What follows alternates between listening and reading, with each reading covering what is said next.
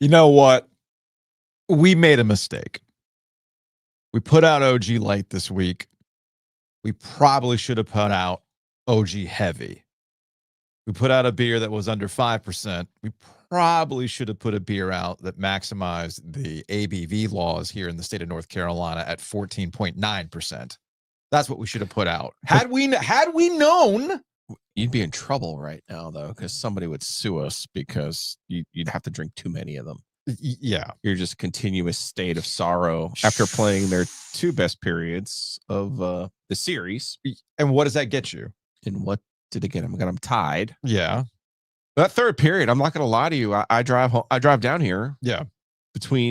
At the end of the second period, I drive down here. I live about 15 minutes away, especially at night when there's no traffic. Right. Boquest scores to make it 2-1. I park the car on Martin. Yeah. I walk back up here. I look at my phone. It's 4-1. I watched them all. I was like, what just happened? Yeah. Yeah. And obviously, between text messages and other stuff, I get the Dmitry Orlov discourse. Well, okay. Then I was like, well, maybe some of them were empty net. I was like, I don't know. No. I'll say this. What a collapse. My gosh. I'll say this. And we'll be joined by Mike Maniscalco and Luke DeCock here momentarily down in Florida. The Carolina Hurricanes are not going to beat the allegations. Like, I don't know how else to put it. But everything that people have said about the Carolina Hurricanes, they're not doing anything to disprove that. And I thought there were two players that understood the assignment tonight. I'm not going to overvalue the level of play that we saw out of the Carolina Hurricanes, but I will say there were two players that immediately stood out and understood the assignment. The first one was Logan Stankoven. Straight up, he understood the assignment. That dude was relentless the entire game. It was nice to see that it actually paid off because he had a chance early that Bobrovsky just straight up robbed him of, okay? And because the hockey gods are dumb, that's a puck that goes off Bobrovsky and then off the pipe and then out. We live in a world where Dmitry Orlov, who had a no good, terrible, bad night, has one go off his skate to begin, okay? So this is just how sometimes, man, not only are the Florida Panthers good and they're better than the Carolina Hurricanes, they're also getting the breaks but that, look, man, that's also a byproduct of being relentless and as good as you are. You're good. The breaks work for themselves, so to speak. So I thought Logan Stankoven understood the assignment. I also thought that Pyotr Kochetkov understood the assignment. 5-goal collapse in the third period aside, I understand that sounds dumb, but Rod Brind'Amour was absolutely right to put him out there before the game. He talked about the vibes, just changing the vibes. If you want somebody to add a little fire under your ass, well, Pyotr Kochetkov is that guy. And he played with his hair on fire. He did something stupid like stuck his leg out and he got the trip. I get all that stuff, but that was also a little bit of like, man, this is what we're about tonight. Again, I thought he understood the assignment. After that, I know this is going to be a galaxy brain take for some people because I know it's really easy to focus on Dmitry Orlov tonight, and I'm not trying to absolve the kind of night that he had, but like one of the backbreaking goals actually starts with a bad Taylor Hall pass. You see what I'm saying? Yeah. And then he's left on his own, and don't get me wrong, he got toasted in that situation, but there was a collective failure once again in these situations. Yeah. Number one. Number two, if you know you've got defensive issues, you're missing dudes, and you're putting two rookies out there, which, by the way, I want to give you a lot of credit. Joe, you were right. You know how you've been talking about how the Carolina Hurricanes remind you of the Ottawa Senators? Yes. Well, we got a fun stat for you. Okay. Without Chatfield in the lineup, without Walker in the lineup, you got Scott Morrow and Alexander Nikishin out there.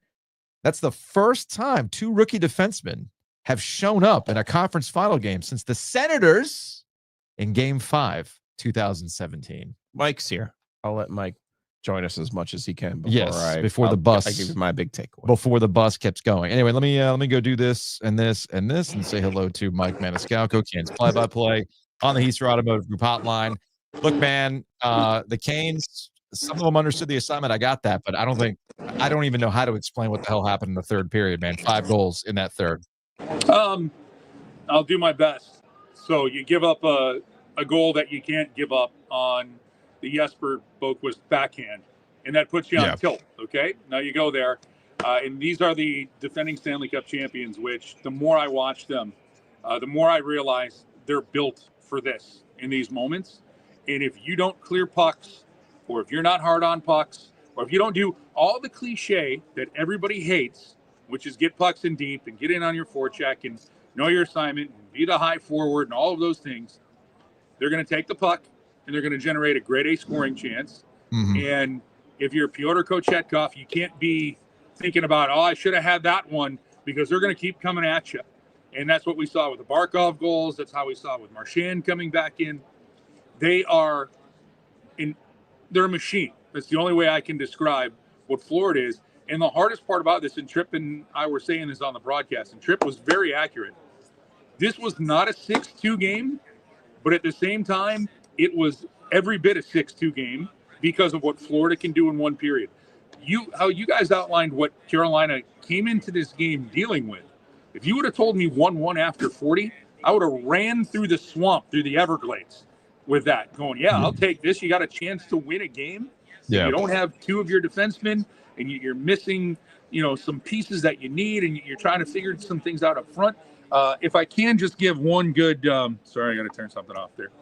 If I can give a gold star, whatever we want to, flowers, kudos. Sure. Logan Stankoven, I think, was the best player on the ice tonight. Yeah, that's what I started off with. I thought there were two players that understood the assignment. Feel free to disagree with me, but I thought of the group, there were two that got it. Logan Stankoven was one of them. I'm glad it got paid off with a goal to get things 1-1. And I thought Pyotr Kochetkov, where I will agree with you that this was not a 6-2 game, was the way that Kochetkov came out and understood the assignment to give this team a spark. After that, man, everything fell off. But I thought those were the two guys. There was a lot of names that were very quiet tonight that have to be on the score sheet. And I think that's the thing that's going to be bugging a lot of people. Yeah, and it should be. And, not to call one player to bear the brunt of all of this, but Andrei Svechnikov has to be better in this series than what he's been in the first three games. He has to be. Yeah, Mike, I don't want to be an ass on Svechnikov, but when your best shot is on your own goalie, that's not a good night. You know what I'm saying? And it goes back to the team said it going into the playoffs. Rod Brindamore said it. His teammates said it. He said it. He has to be a difference maker if the Canes are going to get to where they need to go. In those first two rounds, he was a difference maker, and for all of the good reasons. And you noticed him for the good. He wasn't taking any of the retaliatory penalties or silly penalties that he gets called for in the regular season. He was good in his offensive zone. He was responsible defensively against New Jersey and against Washington. And now we get to this series, and you're searching for what happened to him. And again, a lot of times, and this is where I don't want Canes fans to get mad at me, but it's where I can be objective. The other team gets paid to play too. Oh, of course. And they're really good. And there is no better team in pro sports today than getting you off of your game than what the Florida Panthers are able to do to you. I mean, they are just irritating, and they know it. I'm not going to call for old-time hockey and put the foil on here, but in the third period, I liked some of the pushback. I wanted to see more. Sure.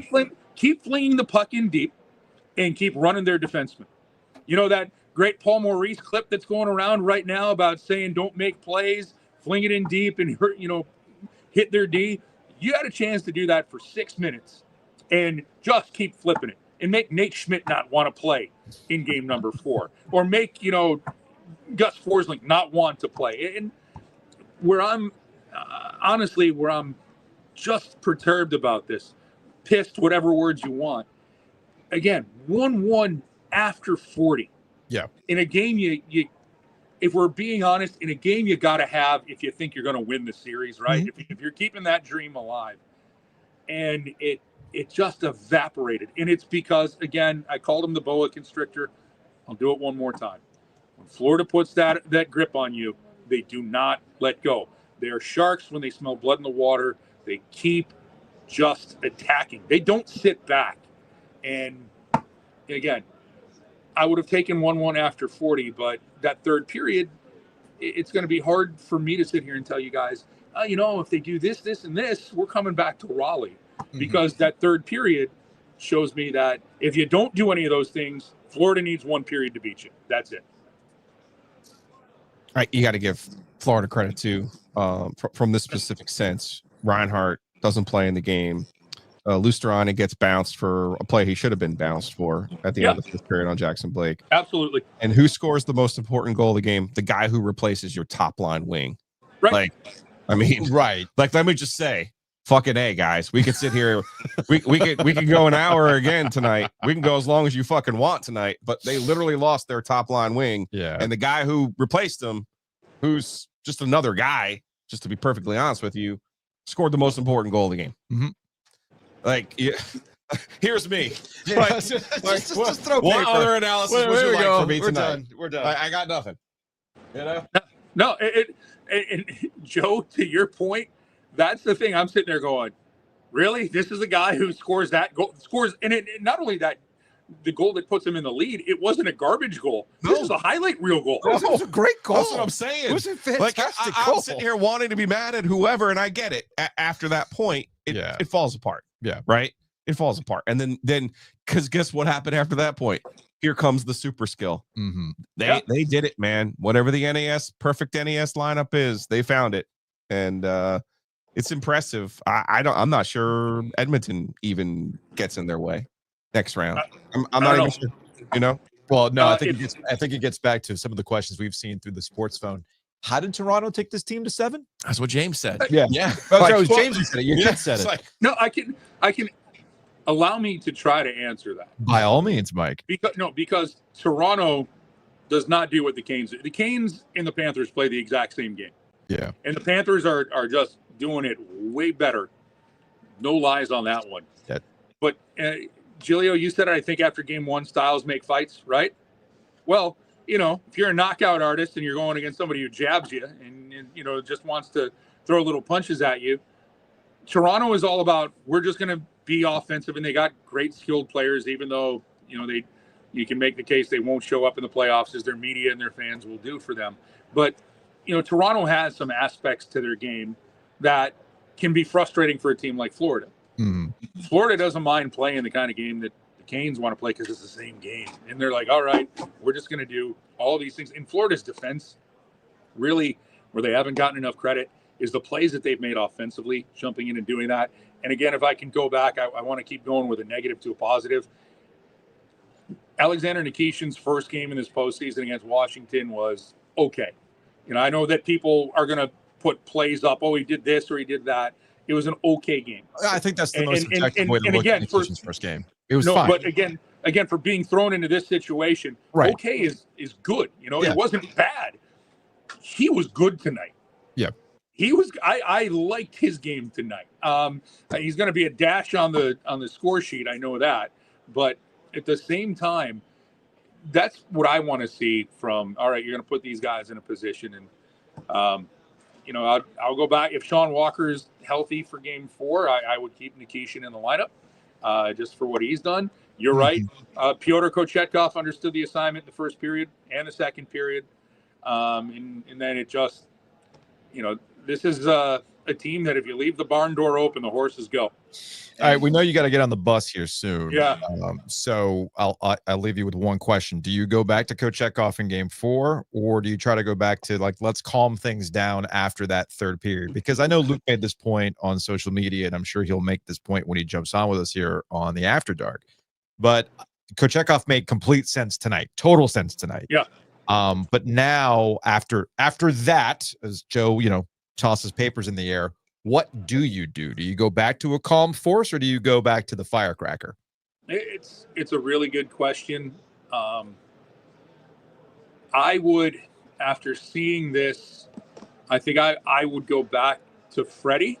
Okay. But that's not an indictment on Pyotr Kochetkov. Sure. Because I think that this would be all right, Freddie, here it is. Go out and this is your game to win and send it back to Raleigh. I did like, again, the numbers are going to be skewed because of what happened in that third period. But Pyotr Kochetkov was very good. Mm-hmm. And this isn't you can't play him because of just. But that third period, I don't want him coming into game 4 thinking about that. So go and go with Frederick Anderson, and hopefully I don't see any of this from Giglio when I join you guys on Monday. You're just trying to get you're trying to get Serena to do another GIF of you, Mike. I see you. Yes. All right, nothing will top my Affleck staring into the void. No, man, that was a man who has seen so some things. That is a man who has seen some things, and then we saw even more tonight. Insane stuff. All right, Mike, we appreciate it, dude. Get on the bus. We'll talk to you Monday. Thanks, guys. Talk to you then. All right.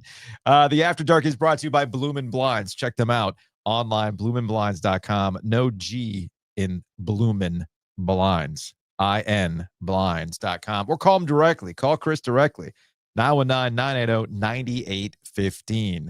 10 or more window treatments, 10% off. A lot of people angst tonight. You probably threw something at your blinds. Fix them. They can fix them too. Real easy stuff. So again, call them at 919-980-9815. My goodness.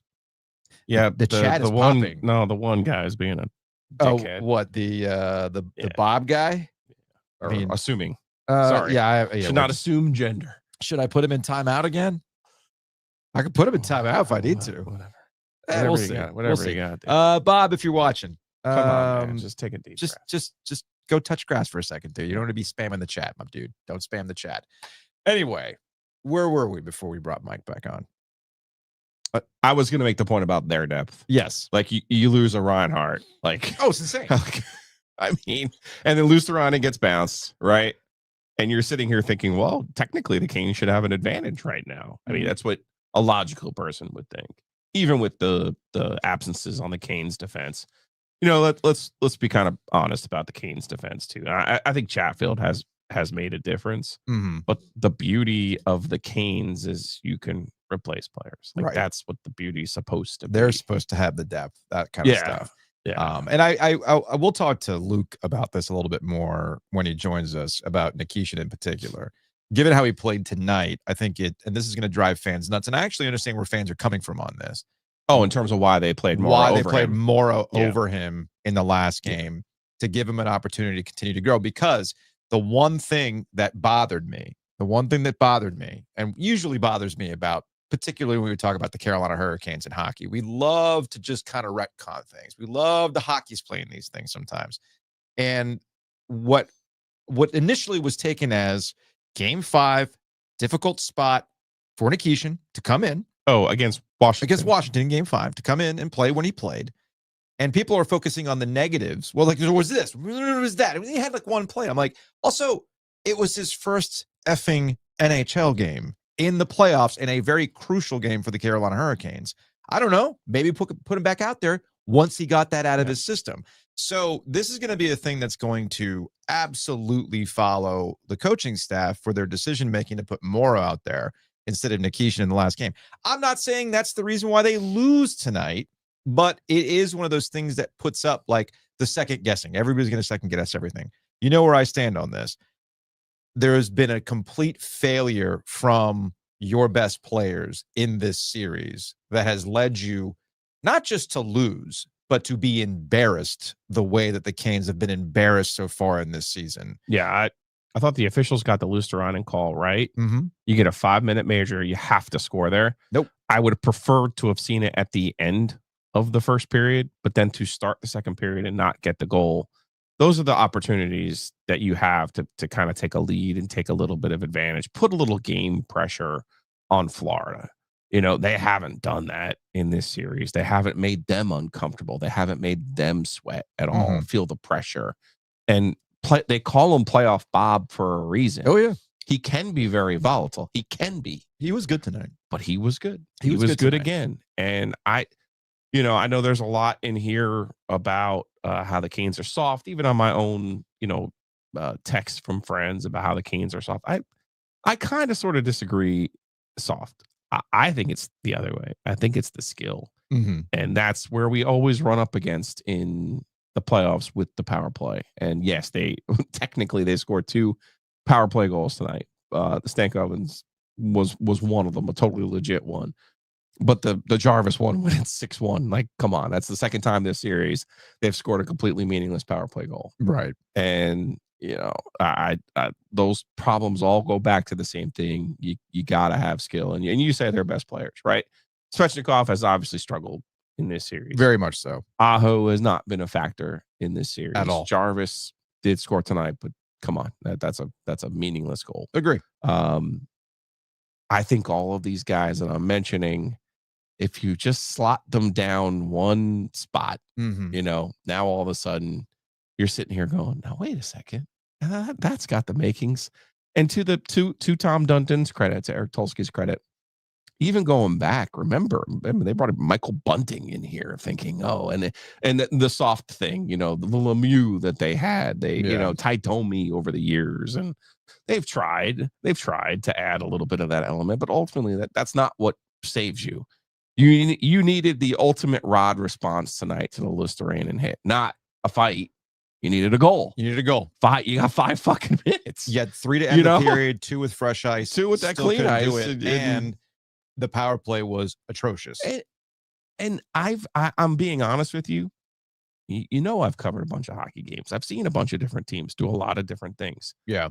The way Florida pressures the points on a power play, I haven't seen before. They really get after they really get after those guys up high, and I think that's scouting from watching the success the Hurricanes had, not only later in that Capital series, but obviously against the Devils, they were skating circles around the Devils with the power play. Luke, you good? Thumbs up. Thumbs up for Luke. Luke DeCock, columnist, News and Observer, joining us now on the Heiser Automotive Group hotline. I know Dmitry Orlov is going to get most of the arrows tonight. I know he was on the ice for those first 4 goals in a 6-goal game, 1 off his skate. But I keep going back to something that Joe and I have been talking about. We've been talking about defensive deficiencies aside. There were a lot of steps before we even got to the point where Orlov was the last man standing in front of Pyotr Kochetkov. I mean, if you want to point the finger at somebody, point the finger at Taylor Hall. Right. That guy killed them tonight. They get a goal. It's 1-1. He makes a pass in the neutral zone you wouldn't make in a preseason game in New Brunswick against the Blue Jackets. And the Panthers do what the Panthers do. They go the other way. They score. Orlov gets turned around. It's not his fault. He wasn't good tonight. A lot of guys weren't good. But that pass may have cost them the series. Terrible drop pass in the neutral zone. Odd man rush the other way. Boom. 1-1 goes to 2-1, then 3-1, 4-1. I mean, you want to know how bad a pass that was? The team collapsed. Yeah. So if you want to start pointing fingers, point there. Peter Kochetkov was fine. Yep. He wasn't the problem. Scott Morrow had a terrible blind clear up the middle, but that was like the 4th or 5th goal. I mean, it was over by then. The failure to score 3 goals on a 5-minute major, have a scoring chance on a 5-minute major early, a chance to really take over the game. That was a killer. And then that Taylor Hall drop pass that may have ended their season right there. So I get, and that's what I wanted to get to. I get that there's a step up in competition from New Jersey and Washington to Florida. All right, we are. I think get away from the Canes. We are watching this Florida Panthers team under Paul Maurice on an all-time NHL heater on their way to their 3rd straight Stanley Cup Finals. Okay, like that's just, man, salute to that. But what I'm curious is how Florida has done such an incredible job of taking the guys who were like, oh, look, it's finally happening for Andrei Svechnikov, to Andrei Svechnikov going back to the one that we've been wondering, well, is he the guy? Is he not the guy? Is he this or he's that? Like I kind of joked with Maniscalco earlier, his best shot was on his own goalie tonight. It was his best scoring chance. Shot volume team. Got to get that shot volume. Right. It wasn't boring though, Luke. It wasn't boring. It's not boring. No, I mean, I think to a certain extent, the Panthers do a really good job of taking away what the Hurricanes do well. They don't let them in the zone. They take away what the Hurricanes like to do through the neutral zone. And then once they're in there, Hurricanes can't get set up. They can't get their forecheck going. Florida moves the puck too quickly. They're too big. They're too fast. Physically, they're a superior team to the Hurricanes. I think that's a lot of what we've seen. And then the Hurricanes cannot stop shooting themselves in the foot. They cannot make the kind of plays they're making. And I think part of that, no one has said this, but I'll say it as an amateur psychologist, you can't beat these guys straight up. You realize that in game 1. And the reason that game 2 and the 3rd period of game 3 went the way they are is you're trying to make some kind of miracle play because that's what you need to win, because you can't score on their goalie. You can't get your offense going. You can't get your forecheck going. You're not getting anything in transition, no odd man rushes. When you do have a chance, you can't score. So you end up trying to, this is the old coaching thing of, we're trying to do too much. That's what it looks like. You're making these incredibly stupid passes, trying to make a play, just trying to make something happen. The Panthers are the kind of team that wants you to do that. They're going to go the other way and score, and it's over. And so, I just the goal to make it 1-1. They finally win a period, right? Took them 8, but they finally win a period. They score a power play goal. Novel. I mean, look, in the end, the Hurricanes, forget about all the goals they've given up. Forget about it. The Hurricanes have one even strength goal in 9 periods. You can't win that way. Yeah. Period. And the Panthers, I think, more than the Hurricanes shooting themselves in the foot, Panthers deserve a lot of credit for taking away what the Hurricanes do well. And I think guys like Andrei Svechnikov, Seth Jarvis, Taylor Hall, I mean, a lot of these guys, their confidence has just been shattered. And they're just not playing with the same level of confidence or comfort that they were in the first 2 series. And some of that is no one's going to the net. No one's going to the corners for the puck. They're playing scared and fragile. Yeah, they're broken. Yeah, they're broken. They're cooked. Stick a fork in them. It's difficult to watch because I feel like we're speed running. A lot of the comments over here are about Rod. So let's talk a little bit about Rod in year 7. I thought the move tonight to play Kochetkov was the right move. Right move. Okay. 100%. When you need calmness, you want Freddie. When you want emotion, you need Peter. 100%. But I also think it's a gambit, right? And the thing about gambits is they're nice and they last maybe for a period or 2. Mm-hmm. Like it's one good move or 2 good moves. But ultimately, the water finds its level. And that's what happened, I thought, in the 3rd period. Not that Cooch was like letting in soft goals or anything, but it's like, oh man, we're gonna, it's like Rocky getting the fighting advice from Mickey. This shit might work for a couple of rounds, but at some point you got to fight back, right? Mm-hmm. At some point you got to stop fighting righty or whatever the hell it was, and start fighting the way that you're supposed to fight. And I thought he made a nice little move. It was a nice little gambit, but that shit only works for so long, and that's why again. We're back. It's an existential crisis that the Carolina Hurricanes are in. You want to talk about it now? Let's do it. You want to talk about it next week? Cool. But the truth of the matter is that's where they are, because you can't keep betting your head up against these guys and other guys and think, again, what tonight was about wasn't Tkachuk. You're trying to beat the 2023 Panthers. Yeah. You got fucking Boquist coming in. You got AJ Greer scoring highlight goals on you. This Mika, the one Finn you couldn't sign? Right. Right. What? Right. So you got to be sitting here going, that's why they're broken. That's why they're broken.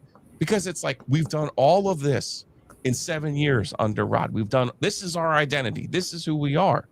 And here you are, as people say, a laughing stock because you can't win a game in the Eastern Conference Finals. And I don't mean, shit, there's a lot of reasons for it. But ultimately, that's what has to be keeping every single member of the Carolina Hurricanes up tonight. It's in their head. Every single one of them. It's in their head. It started back in game 1. It's been in their head ever since. Yeah, it started 2 years ago. It's been in their head ever since. Yeah. I do think we can talk about how that series and this series are different. Yeah.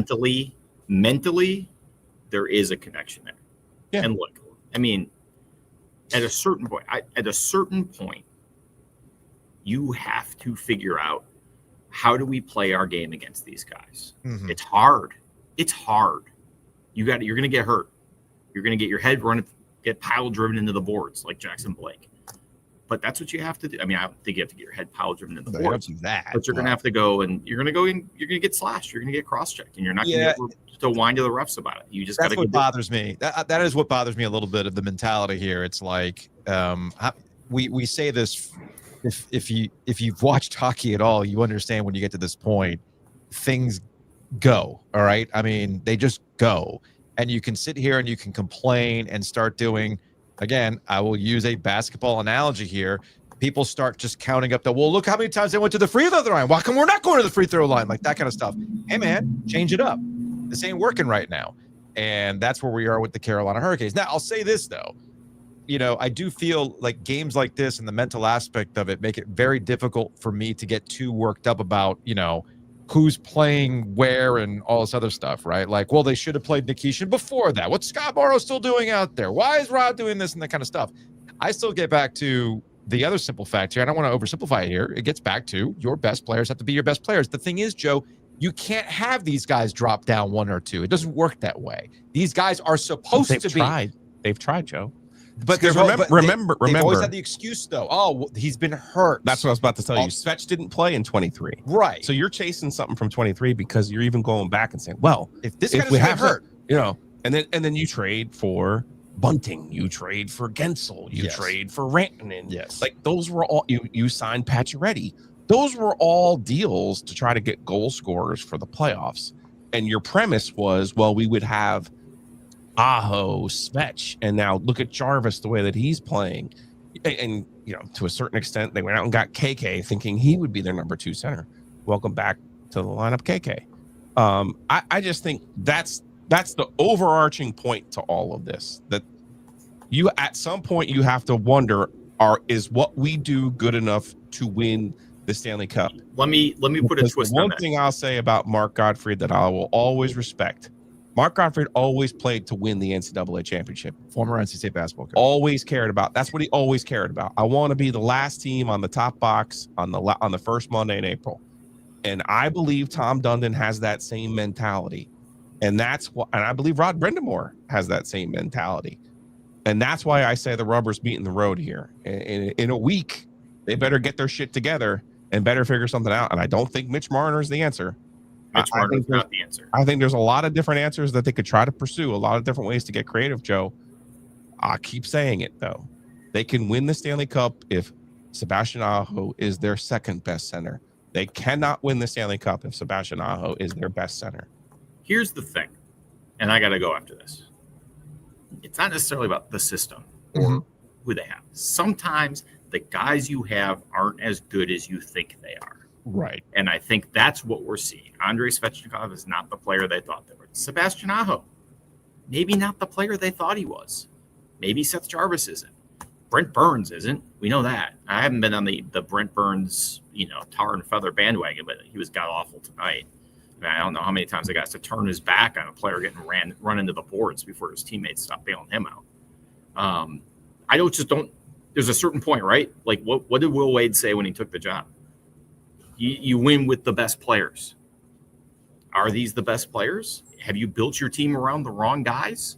It's not exactly building your team around Victor Rask and Jeff Skinner, but I think we have some evidence now against the Rangers and the Panthers that maybe these aren't the guys you're going to win the Stanley Cup with. And if that's the case, you're going into a year when you have a lot of cap room. These guys still have some value. Do you trade Andrei Svechnikov? Do you trade Sebastian Aho? Do you start over with different players? I don't know, but I do know that we have some pretty strong evidence now that this group can't win at this level. So what do you have to do? It's not the goaltending this time. You can't blame the goalies. No, the goalies been fine. Goalies been fine. Power play scored twice tonight. Well, didn't look good, and it cost them a chance to win the game on the 5-minute penalty. Are these guys good enough to win at this level? And right now, there's a lot of evidence that they've actually backslid from 2023 because they couldn't beat the Rangers and they can't beat these guys. And I will say this, and you guys can go read this online or throw a link, whatever you do, and then I got to go because I got to go rewrite. But I would contend in the 28-year history of the Hurricanes in North Carolina, this is the worst playoff series of all of them. I would not disagree with you on that. Luke DeCock, columnist, News and Observer. See you guys. We'll talk to you later, man. Here's the thing about that, though. And it kind of goes back to what we talked about in the mailbag on Friday. It's weird what happens when you get to this point, right? Because I think let me put it this way. How am I supposed to reconcile a team that at the beginning of the season, Greg Wyshynski writes, my bold prediction is they're not even going to make the playoffs, right? Now, that was a bold prediction. I got what Greg was trying to do. He even said it, like, I'm betting against Rod Brindamore not making the playoffs. I'm going to look silly. And he did. A lot of other people looked silly. Because I think, again, as we progress through the season, the idea was they're a playoff team, ... That's all we expected out of them. It wasn't their window, wasn't their year. If you really wanted, this is, I guess, where I'm getting at with Rod Brindamore. If you want to get on Rod Brindamore, who you can criticize. I'm not sitting here telling you, and I know this tends to, like, people tend to do this thing where they misconstrue pointing out some sort of level-headed conversation about the coach as, oh, well, he's getting a pass because he's Rod Brindamore. He's not above criticism. He knows he's not above criticism. He's a big boy. He can take it. if you want to criticize Rod, you could probably criticize Rod for last year, right? When it was supposed to be the window, right? This And year, don't you think the goalie move was in part because he didn't make it last year? Yeah. Tonight? Yeah. Yeah. Okay. And you know how I felt about last year, Right. that they mishandled some things. Right. That, if you want to criticize them when you've got the team, they made the moves and you got guys like Gensel and all that stuff, and you still fell short. All right. I can follow you through on that one. But we have to remember what the hell this year was about. How they were, what they've gone through, and now they're here. But then again, that's where we get into, it messes with your brain a little bit. You're like, hey man, all things considered, getting to the Eastern Conference Finals was not on my bingo card for this Carolina Hurricanes team. Cool, we're here. Let's go. But then they're getting embarrassed, because this is where it starts messing with you. I agree with Luke. In all the years of watching the Carolina Hurricanes in the playoffs, this is the most embarrassing they've ever been. It's one thing to lose a series. It's another to look completely outclassed, completely shook, look like a team that look like a squad that team on the other end of the ice is absolutely in your head. Was it Pedro Martinez, Boston Red Sox pitcher, who famously said after the Yankees got him again, well, just got to tip your cap and call him daddy, right? Isn't that what Pedro Martinez said years ago? What are we talking about, 15, 20 years ago? More than that. More than that, because we're old. More grays are going to spout my beer. 25 years ago, right? So in this particular case, when it comes to, and I'm sure at the end of the day, it chaps Rod's ass to no end that in this particular case, the Florida Panthers owning him is coached by Paul Maurice. Yeah. You know? Yep. With all the history that's there. So yeah, man, there's a lot of layers to this. And that's why this is super embarrassing for the Carolina Hurricanes. Anyway, you want to take some sports phone calls? If we have them, yes. Oh, we have them. 919-444-2211. Call the OG Sports Phone and curse or don't. OG Sports Phone brought to you by Nature's Relief. You might need some Nature's Relief. The OG light's not working. Our guy Bob in the chat needs some Nature's Relief. Take a gummy. Babacus or Bubicious. Yeah, man. Boobacow. Yeah, man. He is all in, baby. All in. All right, 252. The Carolina Hurricanes are a bunch of fucking cowards. I've seen the Florida Panthers beat the fuck out of Idaho for 2 straight games, and I haven't seen anybody on the Panthers do a fucking thing about it. I mean, come on, dude. Do something. Back the fuck up and fight somebody. I mean, you're already getting your fucking ass kicked every game. You might as well fight. Go Canes. Fucking bitches. Apparently, Bissonnette went on a rant after the game today and just called the Carolina Hurricanes completely soft. And here's the thing. What year is it? What? I mean, like, what year is it that either an NHL analyst and or a fan thinks that fighting is the answer? Like, I get what we saw at the 4 Nations, and they planned it out and they fought each other and it was so great and yada yada yada. It's not the fighting. It's not the fighting. It's the if you score on the 5-minute power play and you win the game, you shut the other team up. Let me ask you. I think it gets back to what we talked about after game 2. Okay. It's not that you're asking these Hurricanes to fight. You're asking them to be, what did you call them? Motherfuckers, right? And you talk about talent. It might not be about particular talent. Are you that motherfucker? You can tell a distinction between good players and that motherfucker. Straight up. You were absolutely right when you call it that way.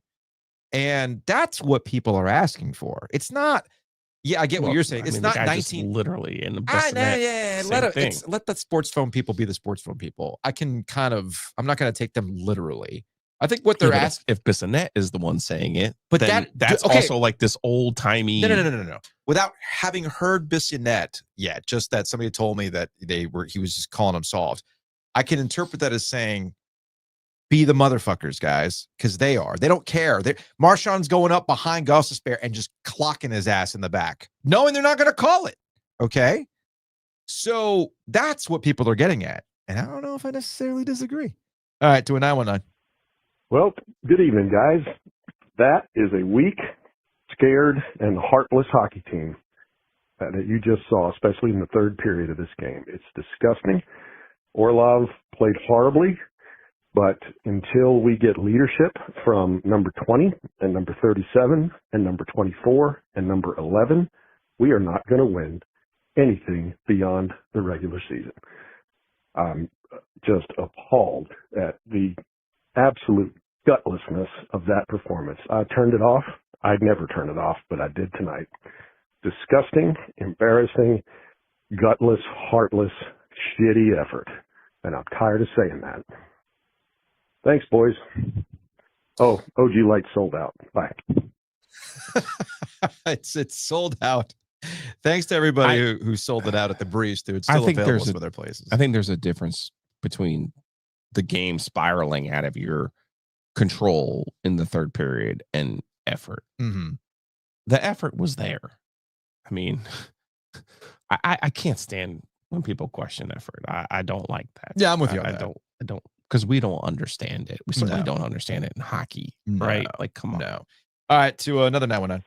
Hey guys, I'm currently driving on 40 eastbound, heading home from the Cary Ale House watch party that they had tonight. And I just got to say, you look at Florida and the way their team is constructed and the way they play, and you look at us, and I have to say that I've never felt further from a Stanley Cup than I do right now. If the only plan you have to get further than the Eastern Conference Finals and actually win a game is to have bracket luck and not face the Panthers, you are not a Stanley Cup champion. This is from Corey Lavalette, Brendan Moore at the podium. He said, the 4 rookies in the lineup can't be some of your better players. Like, that can't happen. So there's a couple of guys in there that I don't think came to play the way they needed to in this type of situation this time of the year.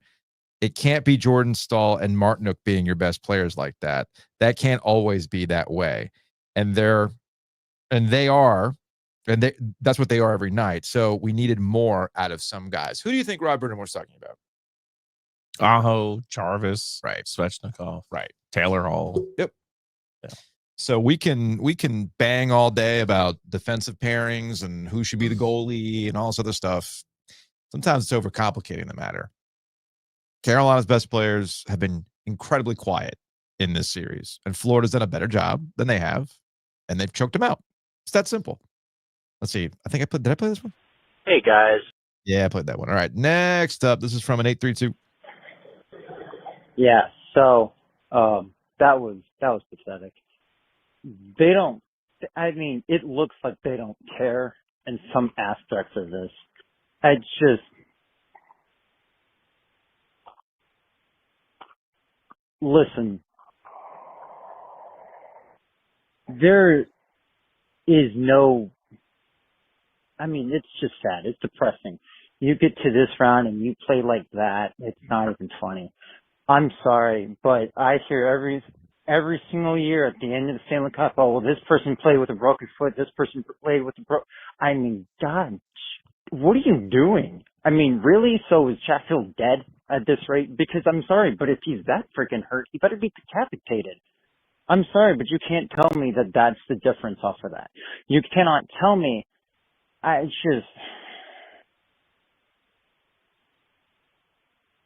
That's not even, and you can't even, I'm sorry, but bullshit.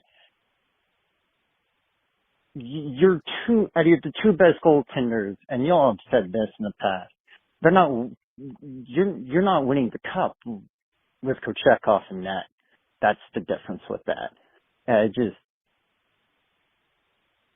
Yeah, so they clearly don't want it more than the Panthers. So I'll probably watch Monday night, go in with no expectations at all, and be like NC State football, just disappoint me again.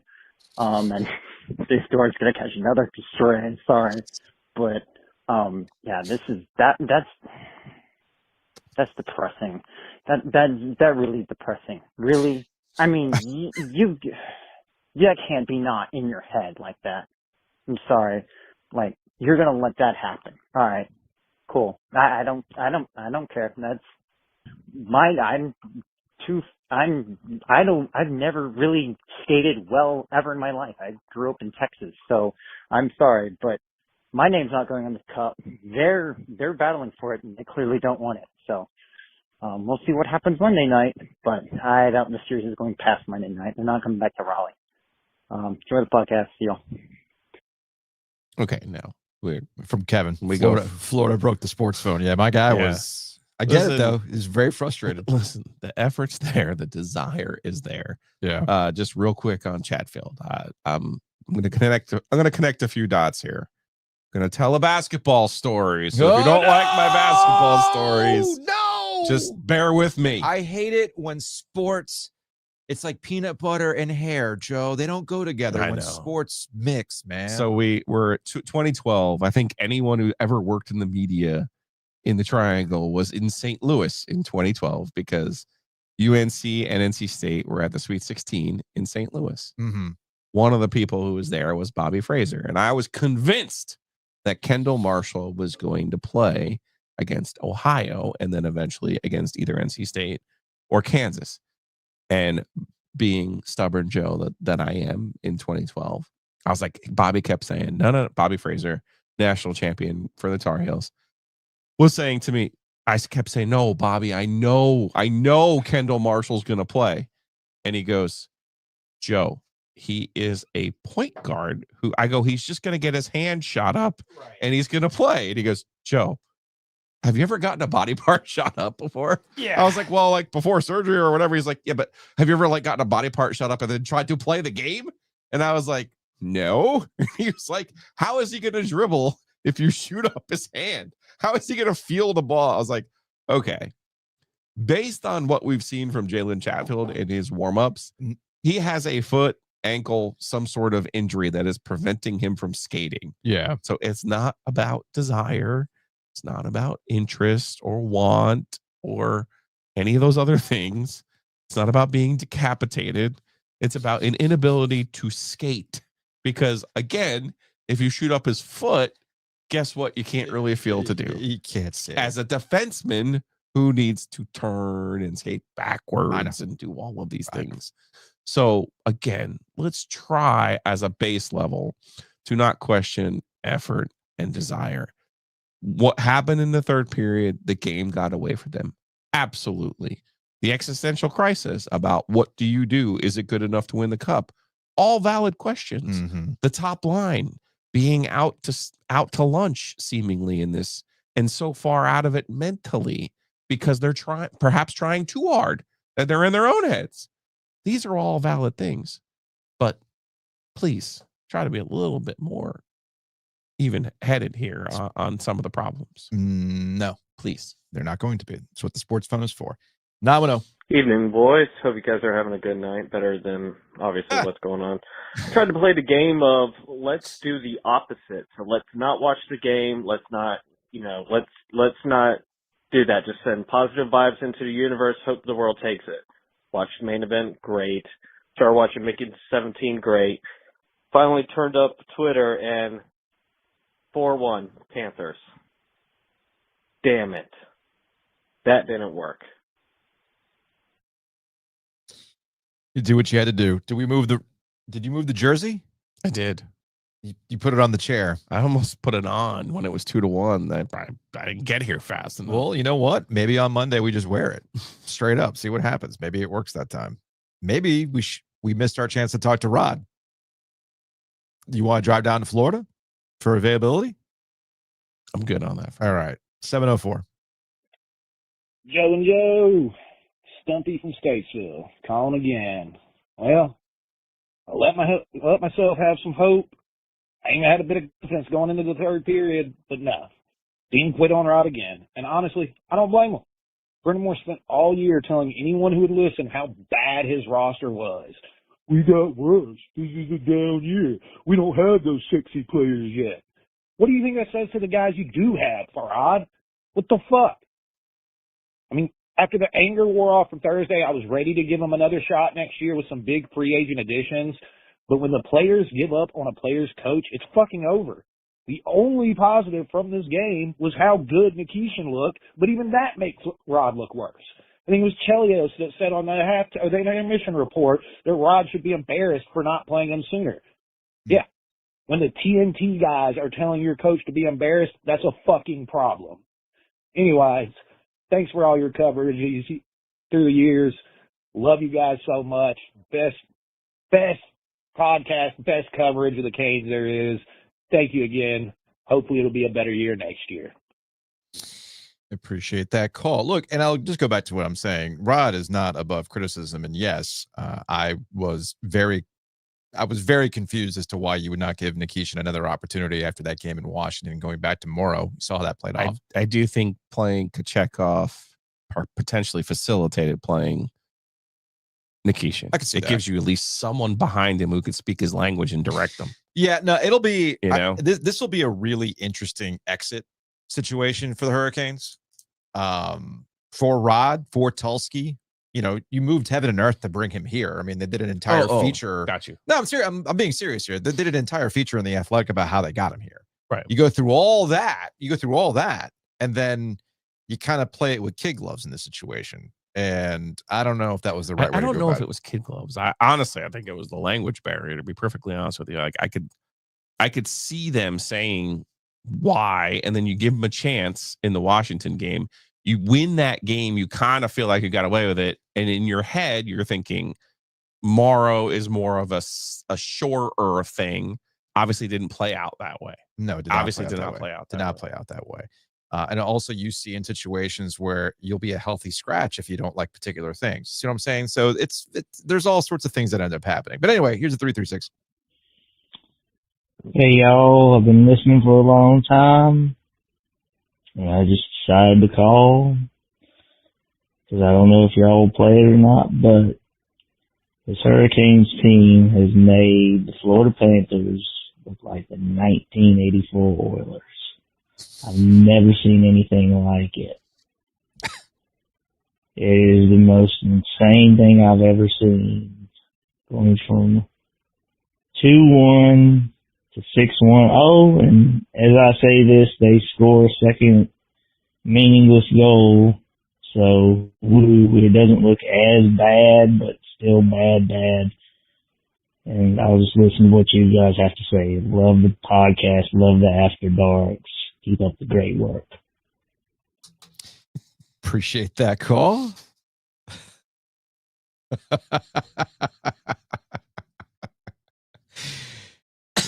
What's up with Bob in the chat, man? For the podcast listeners who are not on YouTube, there's a guy, Bob, who's just, I don't even know if he's listening. I think he's just, he's spamming away. He's just banging away on the keyboard. I hope he actually has a mechanical keyboard, so it's the loudest clacking you've ever heard. All right, to a 919. Hey, Joe, it's your brother. So remember how I was thinking about going to this game in South Florida? I didn't do that. Kind of glad I didn't. Went to a tiki bar with friends instead. And of course, because I can't get off my phone, I was checking the score the whole time. I left the bar when it was 1-1, and I was thinking, you know what? I'll turn on the game when I get home.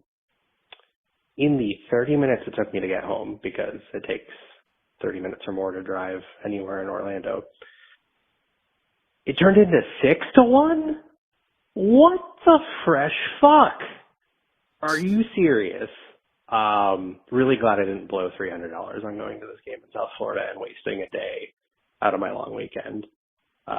Fuck this. Fuck. Good night. Cursor don't. Let me correct my brother. He would not have been spending $300 of his own money. He would have been spending $300 of our dad's the money. Bank of Ovies. Yeah. David, let's be real. You ain't dropping 300 for that. Dad's dropping 300 for that. And I'm not saying that in a derogatory way, because guess what? I also would have gotten Dad to drop $300 on some hockey tickets. Okay. Sorry, I got to get into a little bit of the Bob in the chat here. Yeah. All right, now Bob, you made a good point here. Now hold on. Oh, we're giving Bob some credit on. Maybe he'll stop typing. No, I doubt it. But this is good. Yes, because he's like he's trying to tell people like, listen, I think his main point is like, can't just keep losing these games in the Eastern Conference Finals because it makes you a laughing stock and you got to be better than this. Okay, got that part. But yeah, getting to the Eastern Conference Finals is completely embarrassing. Based on Thursday, though, yeah, Kevin might get the gold fucking star here. Oh, Bob, yeah. are you really just Chris Cody trolling? Yeah, no, that's a good point. It could be. I thought it was the Joey Pantalones guy. I thought that was Chris Cody from the Levitard show. For those who are unaware, Joey Pants. Yeah, Joey Pants. For those who are unaware, Chris Cody is the producer for the Dan Levitard show, and there are, like gave us a roundabout shout out. But like most Florida sports shows, they are bandwagoning on the Florida Panthers. I'm pretty sure that only like Zaslow and Roy Bellamy are the only actual Panthers people on that show, and I say that like sincerely. Like I think that Roy actually gives a shit about the Panthers. I think at one point they even had like a Panthers show. Anyway, so they're bandwagoning on the Panthers because they don't have the heat anymore to bandwagon on. And I guess Cody was listening to the After Dark from Game 2, and he got into the whole, like, he kind of misunderstood the assholes versus motherfuckers conversation. Now, Amin Al-Hassan understood it, but yeah, maybe that is Chris. I don't know. It's not Vip, is it? Nah, No. Vip's too busy crying about the Knicks. That's what's happening right now. All right. Hey, at least the T-Pups showed up tonight. This is a good point. My gosh. This is from a 919. I'll take this over having to watch 2010 through 2018 all over again. And anyone that says otherwise, either A, didn't watch 2010 through 2018, or B, I don't know, they're just idiots. I get the point. It's the which one would you rather have? Yes, I think we'd all understand that we'd rather have this because we care, unlike what happened between 2010 and 2019. All right, to another 919. What's up, OG? This is my third time calling. I hope this is the only one you run tonight if you don't run the other two. But guys, it's been 7 years of watching the same thing. Roddy B needs to change the ideas for our team, or we need to go somewhere else for coaching. I love Roddy B to death. He is my idol and my all-time favorite Carolina Hurricane. That doesn't mean his ideas are the best, and that's okay. But I am so sick of watching guys like Morrow get chances that they don't deserve. To be honest, if it wasn't for PK, we'd be down 6-0 before the third period even started. Playing Morrow at all in a tie game is baffling to me, especially considering what he's done so far.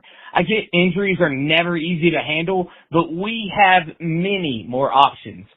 Rosie is paid $2.8 million in a UFA next year, and he didn't do anything to deserve to be benched. Yet, we give Morrow an extra $66,000 just to play for the Wolves this year, and we're trusting him for 3 games in the Eastern Conference Final. Again, can Riley Stillman not fill this role? He's 27 in a UFA next year. I mean, give him the shot before Morrow. Ty Smith. We have Ty Smith. He was a first-round draft pick in 2018, and we're not playing him. We're not even trying. Why on planet Earth would you continue to go to something that clearly isn't working? I mean, in this case, there's no need to have the Chicago Wolves, guys. 2022 Calder Cup champs in 5 games, by the way. They dominated, and our system is not giving them a chance to play. It's giving them, our system has given us every single answer we could possibly need, and every single time push comes to shove, we do not use these guys, and it loses hockey games. Game 3 was tied at 1 going into the third. We had enough complete breakdowns on defense to lose 6-2, 5 goals in 1 period. In Game 2, they gave up 3 goals in the first. I mean, to not admit that this is a coaching problem, especially on defense, is just insanity to me. Like, it's getting nuts, guys. If we want to win the Stanley Cup, if all this is about is getting over the hump, damn it, this is the answer. What else could it be? It's been 7 years. All right, that's it. Love you, OG. Get it off your chest, man. Serena making a good point about the time between 2010 and 2019 or 2018. Canes tickets were cheap. Rather have my money back. Somebody else pointed out, like, yeah, man, lower bowls were $40. Who says no? That was teetering on Forever Grateful, by the way. You're a legend. You're my favorite player of all time. Oh, boy. However, Oh, I'll be boy. forever grateful. We went to the Final Four. Yeah. However, that's tough. That's, yeah. It was teetering. Yeah. I almost want to rack that one, but I won't write it down. Almost. I won't write What's that up, one OG? All right, I already played that one. Then we got, let's see, we got 1, 2, 3, 4. We got 4 more. Then we'll get out of here. All right, 617. Hey guys, it's Al. First off, you know what? I'm going to start on happy news here. Congratulations on OG Light. Had a wonderful taste of that wonderful, tasty beer at Longleaf Swine on a beautiful late spring afternoon where we got to enjoy some pimento cheese and fried saltines and wonderful barbecue. And it was just so great, and the beer just paired with it perfectly. And it just had a great feeling going into the game. And even had a wonderful feeling after 2 periods. They finally won a period. My God, they actually won a period. And they got a power play goal. And then Dmitry Orlov happened. So here's my plan for game 4. You know that the final hockey game in Slapshot where the visitors to the Charlestown Chiefs, they have decided that they're just done with the type of fighting hockey that the Chiefs play, and they basically bring up every goon possible. So I say you sit all of the stars for the Canes, sit everybody, bring basically everybody up from the Chicago Wolves, and you basically say, you know what, it's not going to matter at this point. We're going to lose. You want to fight? Want to goon it up after the whistle? Cool, you're going to pay for it. And the guys that get suspended, it's not going to matter. They're going to start next season in Chicago or maybe somewhere else. And Florida could win for nothing. Put Spencer Martin in that. Just go all out. Just basically let Florida know, hey, you know what? If you're going to win it, just let it be an empty victory. Because at this point, like, the way that this team just handles adversity, it's like that scene in Spaceballs where John Hurt is laughing at all of the jokes and everybody's feeling good, and then all of a sudden the alien starts coming out of his stomach and he sits there and Hurt just looks at him and goes, oh no, not again, and dies. Canes or John Hurt in that situation. And that's followed by the alien doing "Hello, my baby. Hello, my darling." Have you ever seen Spaceballs? It's been. We have really run the gamut on space analogies. We had our Star Wars. Now we're getting Spaceballs. I think we had a Star Trek reference at one point, if I'm not mistaken. Who is brave enough to give me a Battlestar Galactica connect? Let me know. Get in the chat, fam. All right, 919. Bruh, what the fuck? Do you think my credit card company would accept a chargeback for my playoffs invoice after this bullshit series that we've had to fucking witness? What the fuck? Love you guys. Bye. Some people definitely want their money back. All right, 919. Hey guys, Sam in the Triangle here. UNC grad, Canes fan, longtime listener, sometime texter, first time caller. Been listening since the radio days, actually. Actually ran into you guys at Sawmill in its final days after the firing. Would have got you guys a beer or 7, but didn't recognize you because I didn't get to see your beautiful faces on the YouTubes. Maybe I can make that up to you someday. Anyway, I know we're supposed to be tired of the whole college basketball comparisons thing, but as a Heels fan, I can't unsee it since he started talking about it. Offense, shots a mile from the net. Defense, non-existent. Presence at the posts, lacking. Life, pain. That brings us to coaching. I mean, at some point, you got to have a serious conversation about it, right? I mean, in both instances, I didn't want to think about it. Thought it was too early, reactionary. But the results are the results, right? Over and over. At what point do you have to start looking outside the family? Is it too soon to have this conversation about the Canes? Anyway, love the show. See ya. That was good. That was good. That was a good call. That was a good call. Feels like the right way to. We got one more. One more. We got one Hey more. guys, I just wanted to put in a thought here that, you know, there's been a lot of talk around the league for the last couple of years that the Hurricanes don't have a guy, like the guy. And, you know, I just feel like that this playoff series is proof after last year with Gensel that ownership of the Carolina Hurricanes, the back office, they need to get a guy. They need to pony up and pay somebody to come there and lead these guys, you know. And you can't expect 20 and 37 to take the lead when they don't have somebody to learn from. I mean, you got Jordan Stahl, but Jordan Stahl I wouldn't consider a guy, you know. But anyways, like to hear your thought on that. Have a good night. Appreciate the call. Yeah, the whole concept of who is and who is not a guy will persist. Kevin on the YouTube chat, maybe Rod can bring in Dave Dorn to give a motivational speech. Why does Dorn keep catching strays? So many. My goodness. All right, from a 336 text, 2006 feeling more and more like 1983 every day. Yo, I never really thought of it that way, but I hope that's not the case. From a 910, now it's time to bring in those motherfuckers next season. Yeah. That's up to Tom Dundon and Eric Tulsky to make it work. Oh jeez. Hold on. Let me fire up. From a 704. Take those 5 goals in 6 minutes out and we win. Hashtag Pizdelict. Our radio people told us that you take away those runs and we outscored them by 19. So, man, you know what? 704. You're right. You take those 5 goals out of the out of the third period, man. The Canes are right in this thing.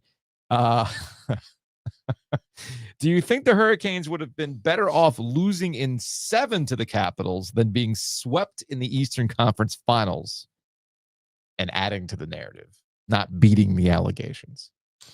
No, you take getting to the Eastern Conference Finals. I was going to say also by losing in the way that they are, it does push you to more of a we need a drastic change as opposed to just we're one player away or you know, if we just sign Mitch Marner, if we just let Orlov go and you know whatever the standard ideas are. Yeah.